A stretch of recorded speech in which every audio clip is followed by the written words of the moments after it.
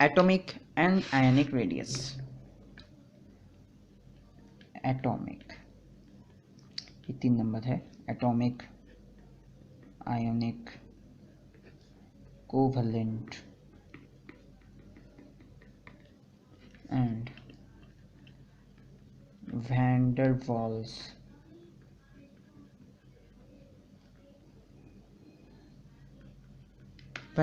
Radius. ठीक है,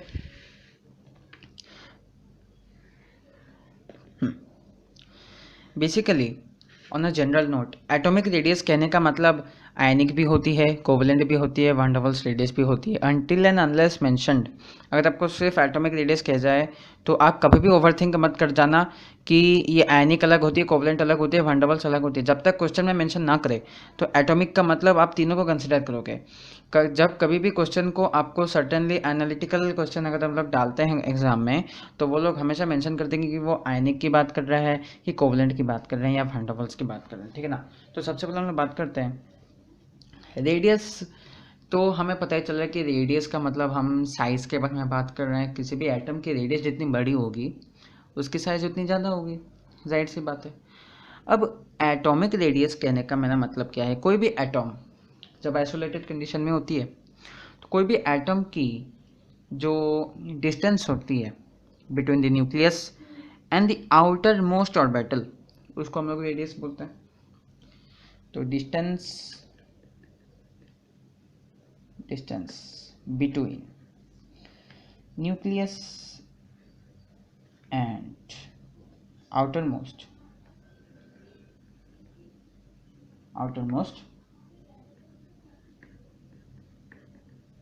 orbital, इसको हम लोग कहते हैं एटॉमिक रेडियस।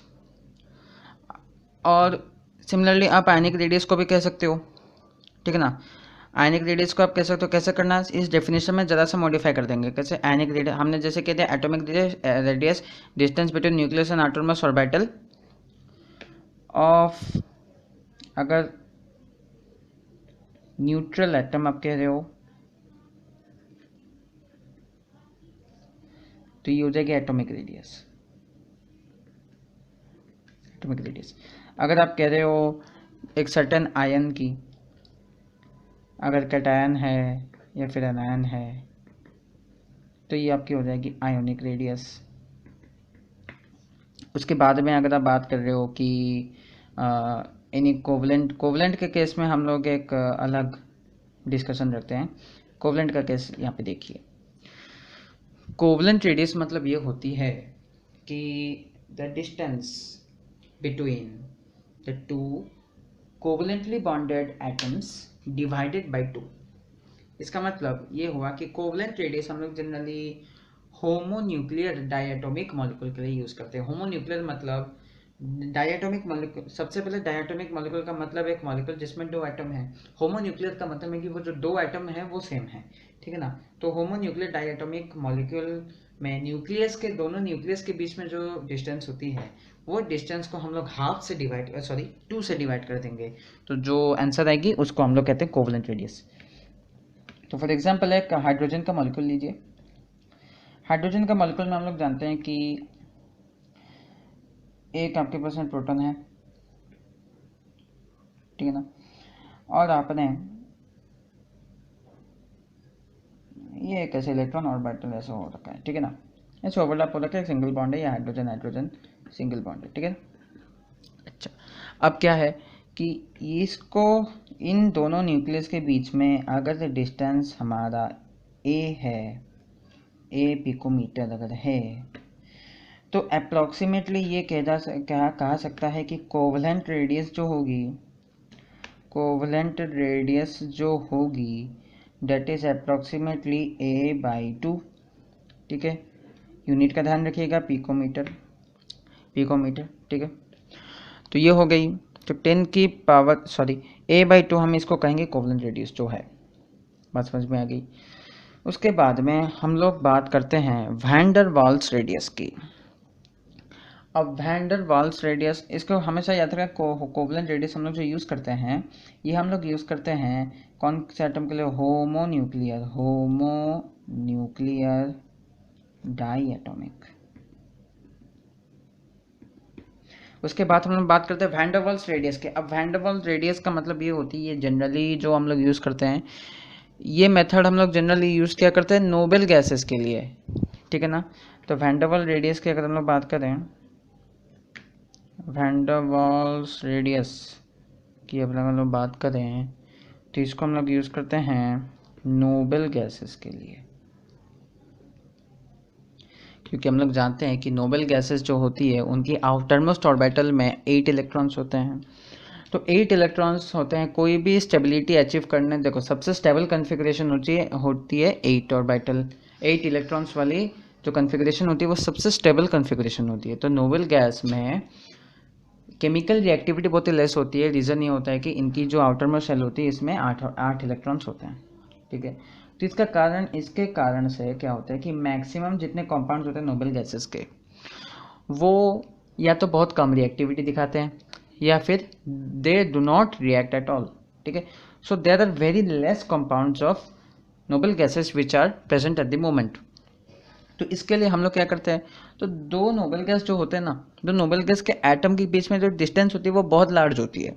तो उन डिस्टेंस को अगर आप डिवाइडेड बाय 2 कर देते हो तो उसको हम लोग generally van der Waals radius कह देते हैं। फॉर एग्जांपल अगर आप कोई हीलियम का एटम लो, हीलियम, ठीक है, चलो ये हीलियम का एक एटम है और ये हीलियम का दूसरा एटम है, ठीक है।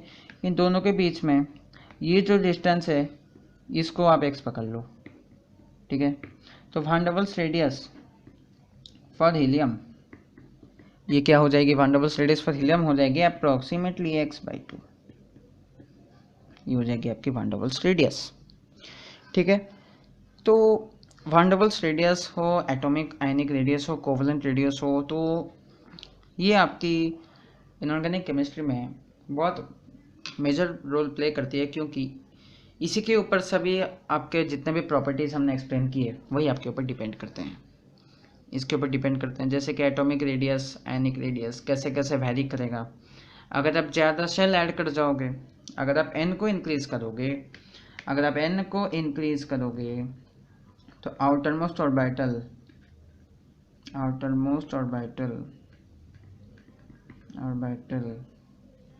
मोर फार अवे, सो साइज क्या हो जाएगी, इंक्रीज हो जाएगी, ठीक है। तो इसी इफेक्ट को यूज़ करके हम लोग कई सारे और भी चीज़ों को हम लोग डिस्कस करते हैं, लेकिन वो कमिंग वीडियोस में आपको समझ में आएगी। चलिए अब हम लोग बात करते हैं चौथी कॉन्सेप्ट की, that is lattice enthalpy.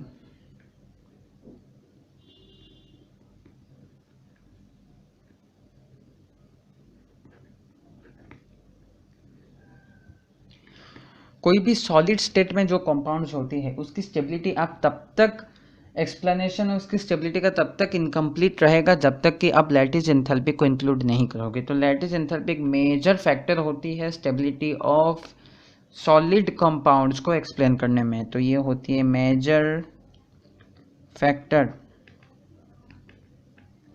In explaining stability of solid compounds at room temperature. Room temperature कहने का मतलब जनरली हम लोग 25 डिग्री सेल्सियस पकड़ते हैं, ठीक है। जैसे कि अगर मैं आपको बात करूँ NaCl के बारे में, सोडियम क्लोराइड, ठीक है ना। अब NaCl में हम लोग जानते हैं कि Na+ होती है और Cl- होती है। अब क्या होती है कि पहले क्या हो जाएगा, देखो पहले अगर आप सोडियम मेटल लेते हो, पहले रिएक्शन कैसे होती है, सोडियम अणु जो लेते हैं सोडियम सॉलिड होती है, ठीक है ना। उसको सबसे पहले हम लोग वेपराइज करके सोडियम वेपर या सोडियम गैस बनाते हैं, ठीक है ना। फिर वहाँ से एक इलेक्ट्रॉन निकलेगी, इसको अब आयनाइजेशन एंथैल्पी के बराबर आप एनर्जी दोगे तो वहाँ से इलेक्ट्रॉन निकलने के बाद ये सोडियम पॉजिटिव चार्ज आ जाएगी, गैस बन जाएगी, कैटायन बन गई, ठीक है ना, ये बनी। अब देखो क्लोरीन की अगर आप बात करते हैं, क्लोरीन तो हम लोग जानते हैं कि Cl2 के फॉर्म में एग्जिस्ट करती है। तो यहाँ पे आपके पास में दो क्लोरीन के बीच में जो बॉन्ड है उसको पहले तोड़ना पड़ेगा, ठीक है ना। ये क्लोरीन तो रूम टेम्परेचर में गैसियस होती है, ठीक है। तो आपने क्लोरीन को तोड़ा, ये गैस है। अब देखो सोडियम ने जो इलेक्ट्रॉन छोड़ा था, क्लोरीन उसी इलेक्ट्रॉन को एक्सेप्ट करेगी तो प्लस इलेक्ट्रॉन देगी। अब इस इलेक्ट्रॉन को एक्सेप्ट करने के साथ साथ सर्टेन एनर्जी रिलीज करेगी, जिसको हम लोग क्या कहते हैं, जिसको हम लोग इलेक्ट्रॉन एफिनिटी कहते हैं। तो इलेक्ट्रॉन एफिनिटी के बराबर उसने एक एनर्जी रिलीज़ किया, तो बन गई वो Cl- गैस। अब ये दोनों जब कंबाइन करेंगे ये, तो ये क्या बनेंगे, सोडियम क्लोराइड बन जाएंगे और ये बनेगी सॉलिड। अब इसके दरमियान ये जो एनर्जी को रिलीज करते हैं, उस एनर्जी को हम लोग कहते हैं लैटिस एंथैल्पी। ठीक है, लैटिस एंथैल्पी को हम लोग कहते हैं। तो लैटिस एंथैल्पी एक ऐसी मेजर होती है जिससे आप जो है स्टेबिलिटी या फिर strength of any lattice compound और या फिर एनी 3D कंपाउंड आप उसको एक्सप्लेन कर सकते हो, जिसकी लैटिस एंथैल्पी ज़्यादा है। तो लैटिस एंथैल्पी जिसकी ज़्यादा है उसकी जो है उसकी लैटिस की स्टेबिलिटी उतनी ज़्यादा है, तो लैटिस को तोड़ने में या फिर उसके स्ट्रक्चर को तोड़ने में आपको उतनी ज़्यादा एनर्जी सप्लाई करनी पड़ेगी। तो जाहिर सी बात है। तो तो आपको ये चीज़ें ध्यान में रखनी है कि लैटिस एंथैल्पी, ये बात बहुत ज़्यादा इंपॉर्टेंट है।